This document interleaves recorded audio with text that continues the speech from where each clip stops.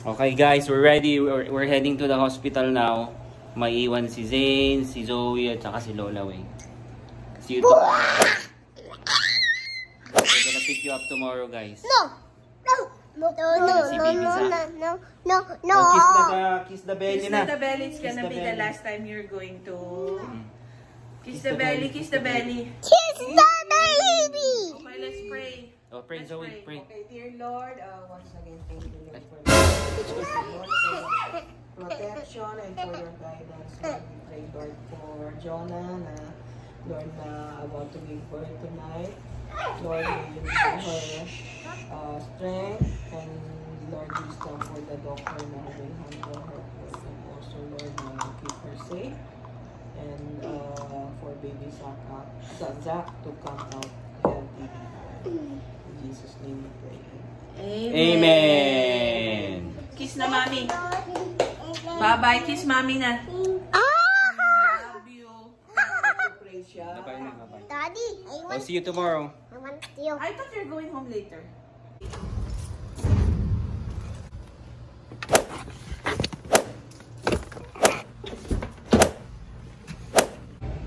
Okay, so inaantay namin yung team na magpipick up kay Jonah dito sa entrance. Hindi kami pinapasok sa ER kasi May COVID. meron daw active COVID ngayon doon. So, andito pa kami sa labas. Hindi pa kami pinapapasok.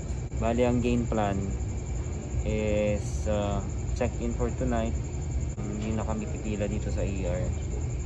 Nantay lang namin yung susundo. Ang game plan ng doktor, gusto niya i-check-in na si Jonah sa hospital para makapagpahinga siya ng maayos. Para bukas, doon gagawin yung induced labor.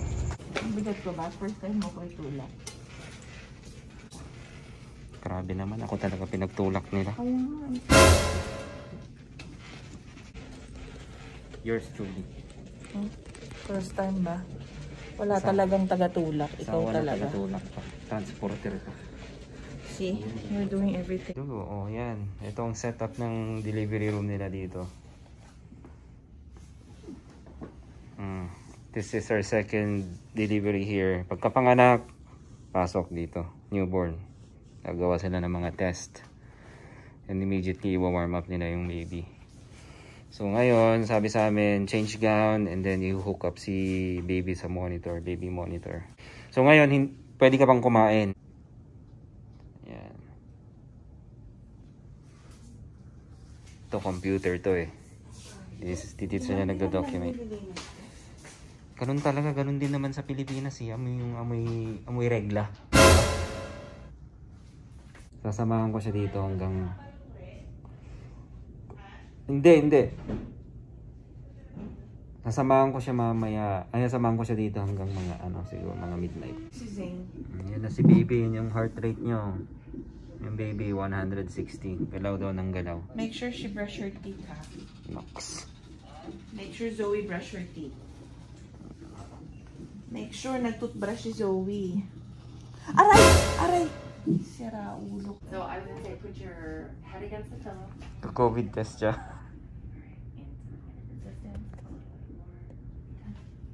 Right? That's it? Oh yeah, very mild and gentle. No way. Saan ka galing? Ano ko yung pagkain? Dito na ako matutulog? Yeah, dito ka na matulog. Gutom ka? Mantayo pa eh. Nagbaon ka talaga. Masarap ang pagkain dito. I know. So what are you eating? Ang ipapakain sa'yo dito, beans, tsaka mashed potato. Ew. Sana pala madami kang chicken na dinala. Hmm? Sana madami kang chicken na dinala. Yan, bali naka-set up na sila. Set up na nila yung gamit nila. Parating na yung doktor. Yan. Diyan check yung baby. Dito na mga anak. Ayan, meron na silang ilaw dito. Oh, inoff na nila yung pitocin mo. Yeah. Fluids na lang tumatakbo. Alright, anytime soon. Lalabas ang goal. Yan, mga time na ganyan. between 12 to 1 p.m. Alright.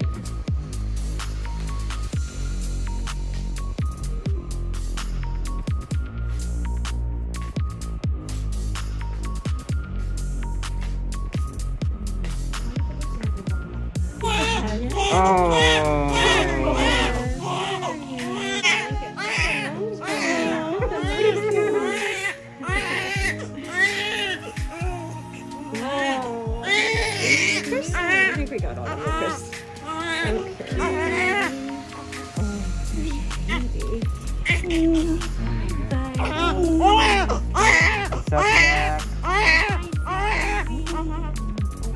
Okay. Zane is born 1237.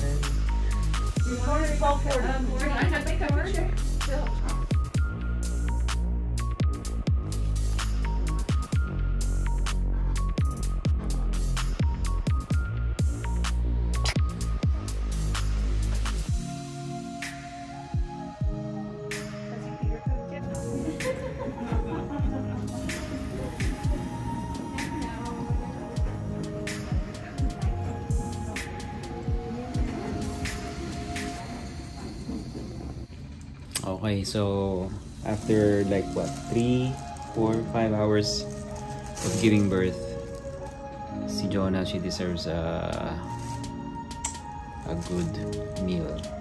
So ang request niya, salmon. Kain muna tayo.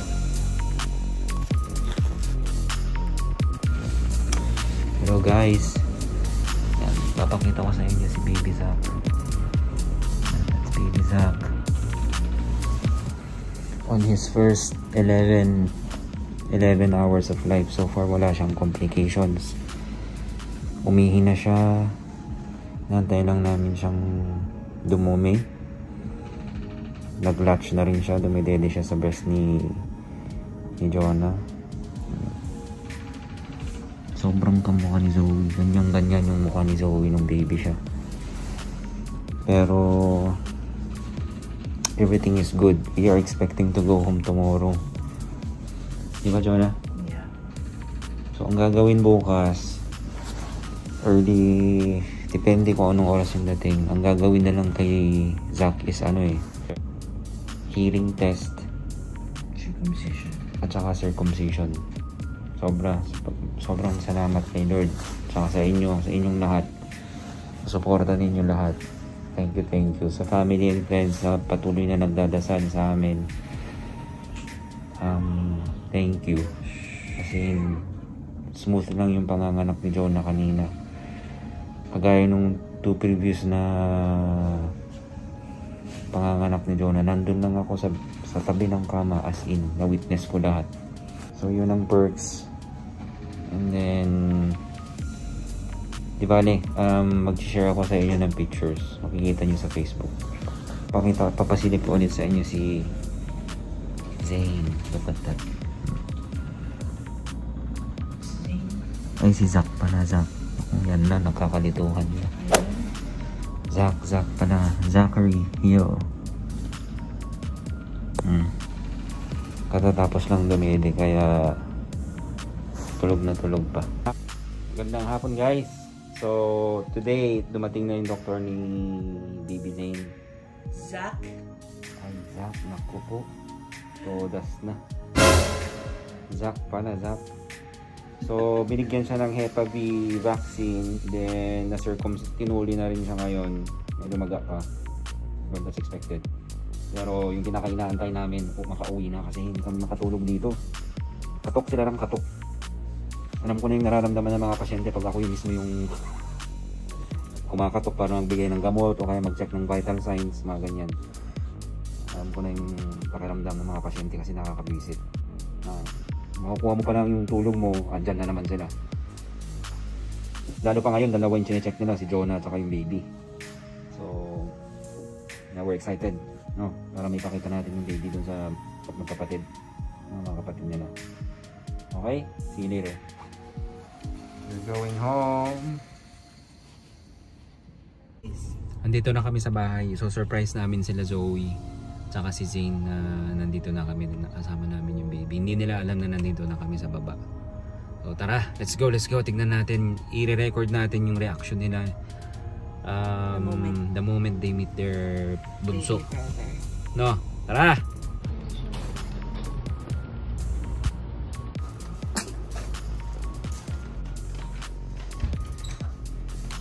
Welcome home, Zainab.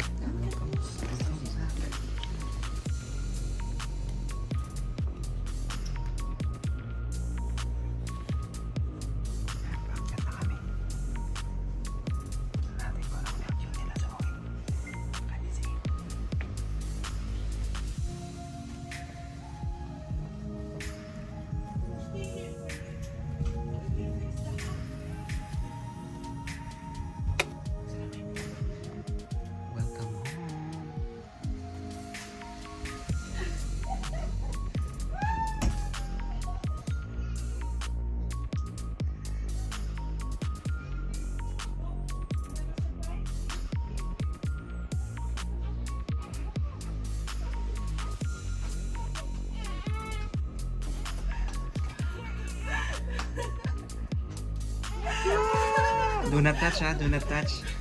Don't touch! Don't touch!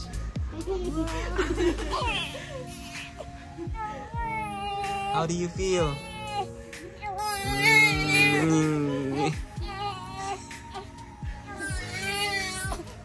Are you happy, guys? You have your baby brother? Oh, reaction nila, oh. Do not touch them out. Do not touch. No.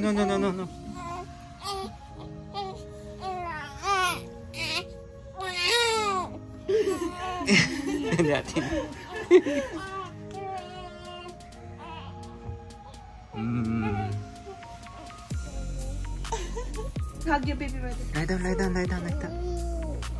Baby.